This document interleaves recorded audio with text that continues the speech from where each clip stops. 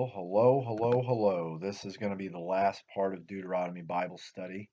When we get into Joshua, I'm switching some things up. I'm going to do it a little different, make them a little shorter, break them down to smaller list of chapters instead of anywhere. I'm never going to do any above either seven, might be the maximum from here on out after this that I do. We'll try to keep them within 5 to 7 chapters that I do in each study, even if it stretches them out longer. And I got some new ways I'm going to do the start of it. But this one's going to be the longest one out of all the chapters is Deuteronomy 28. This is why I split it up. This is the blessings on obedience and the curses on disobedience.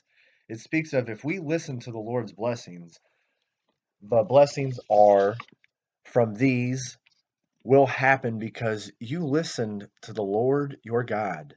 Blessed in the city and in the country. Blessed is the fruit of your body, the produce, the herds, the cattle, the offsprings of the flock, even from the baskets and the kneading bowls. Blessed when you leave and when you come in. Your enemies will be afraid of you. Your storehouses, you will be holy if you keep the commands.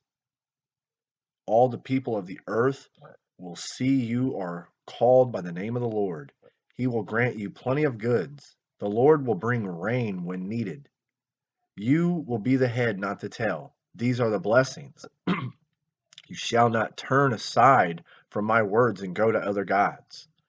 If you don't listen, then cursed shall be your city and country. Curses on your basket and kneading bowls, fruit of your body and the produce, the cattle and the offspring of the flock. Cursed shall be when you come in and come out. The Lord will send curses, confusion, and rebuke in all that you set your hand to do. Until you are destroyed, he will bring plagues. He will strike you with consumption, fever, and inflammation, severe burning fever, with sword, with scorching mildew. It will pursue you till you die. The heavens above you shall be like bronze, and the ground like iron. The rain will be like powder and dust. Your carcasses are food to the birds and the beasts of the earth. Boils will come upon you with tumors, scabs, itch, which cannot be healed, madness, blindness, and confusion of heart. No one will save you. You shall take your wife, but she will lay with another. Build a house, but you won't rest in it. Plant a vineyard, but you won't gather it. Ox will be slaughtered before you, you shall not eat it. Donkey will be taken from you. Your sons and daughters will be given to other people. You will be oppressed. You will be driven mad, boils from the soles of your foot to the top of your head. You will be given to another nation that you don't know and serve their gods. Your fields won't bring much, for locusts will eat it. Your vineyards, worms will eat. Olive trees, you will not be able to anoint yourself. Your sons and daughters will be yours. They will be in captivity. Locusts shall consume all the trees and produce. The alien working for you will be raised higher and higher than you. You will now be the tail. All these curses shall destroy you. All these curses shall destroy you, for you did not obey. You did not have joy and gladness of heart for the abundance of everything. Therefore, you will serve your enemies. The Lord will send them against you. They will come from afar as swift as an eagle. You will be so cursed and hungry, says that you will eat the children of theirs, and that the women will eat her placenta in secret. If they don't follow the words written in this book, this is in all caps, the Lord your God, then the wrath is theirs. And every sickness and every plague which is not written in this book of law will be brought on you. Just like the Lord rejoiced over you, he will rejoice over destroying you also. He will scatter you, and he will send you back to Egypt, where no one will buy you as slaves. Pretty crazy, man. So then we get to Deuteronomy chapter 29. Not really a lot to talk about in it, but it is the covenant renewed in Moab. Moses tells them, "You have seen what the Lord done to Egypt. For 40 years I led you in the wilderness, and your clothes and your sandals did not wear. You have not eaten bread, nor drunk wine, that you may know that I am the Lord your God. We conquered the lands and gave them to the Reubenites, Gadites, and half the tribe of Manasseh. All of you kept the words of this covenant. Moses reminds them of the things they have seen, the abominations of their idols. It speaks of the curses that will fall upon them in this book, blotting out their name from heaven. So when the people ask why God does this, it is because they did not hold that covenant. They worshiped other gods. This is so you will hold true to all the words in this law. It's a lot harder to live back then to follow God as it is now. Because the Old Testament ways, we didn't have Jesus come and atone on the cross yet to where we could leave it at the foot of the cross. So don't think of it as a very vengeful and mean way to anybody that is new to this. Look at it as this is how they had to live back then because Jesus had not came for them yet like he has for us. That's why we need to be so grateful in the cross, the crucifixion, and Jesus Christ. Deuteronomy chapter 30, almost done with Deuteronomy. The blessings of returning to God, the choice of life or death is the way you can break this chapter down. Moses is telling them in this chapter that when the time comes of the blessing and the curse, which he has described to them, return to the Lord your God, obey his voice, all that I commanded to you today, so that all your children and children's children will follow with all their heart and soul, like it says numerous times throughout Deuteronomy, so that the Lord God will gather you from all the nations he scattered you. He is telling them of God basically circumcised your hearts. He cut out, he basically circumcised your heart to cut out the wickedness in their hearts. The Lord God will make you abound in all the work of your hand, fruit and of thy body, increase in livestock and produce in land. For the Lord will again rejoice over you for good as he rejoiced over your fathers, if you obey the voice of the Lord your God. The choice of life or death is pretty much in your hands.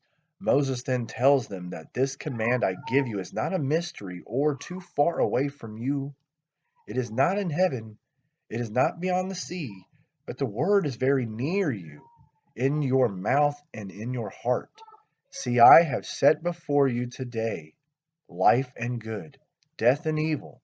Today Moses said, I command you to love the Lord your God, to walk his way, keep his commands, his statutes, his judgments, so you can multiply. Moses then says very stern words of truth. If your hearts turn to other gods, lowercase g, then God will surely not prolong your days in the land. He said, I call heaven and earth as witness today against you, that he has set life and death, blessing or curse. So choose life today, so you and your descendants will live, that you may love the Lord your God. So live in the land sworn to Abraham, Isaac, and Jacob.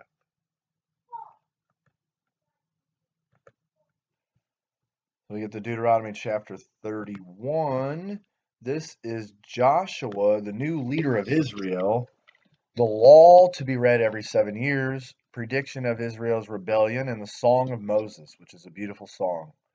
So Moses tells them, today I'm 120 years of age, and I can no longer go in or out. Plus the Lord has told me I will not cross over the Jordan. But the Lord has to destroy the nations before you, and Joshua is commanded by the Lord to take my place. Moses tells Joshua, you are to be strong and of good courage. The Lord will go before you. He will not leave you nor forsake you. Do not fear nor be dismayed. Then Moses tells them, every 7 years gather all the old, the young, the strangers of your land, so that they can hear what commands are in this book. Now Moses is being told by the Lord that he will die. And he is to grab Joshua and bring him into the tabernacle of the meeting. And there Joshua got commissioned for the job, basically. The Lord predicts the future of Israel, which is sad. because Moses went through all this and he's about to die, and he tells them that they will fall away from God again.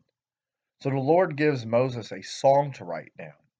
This song is to be a witness when they fall away.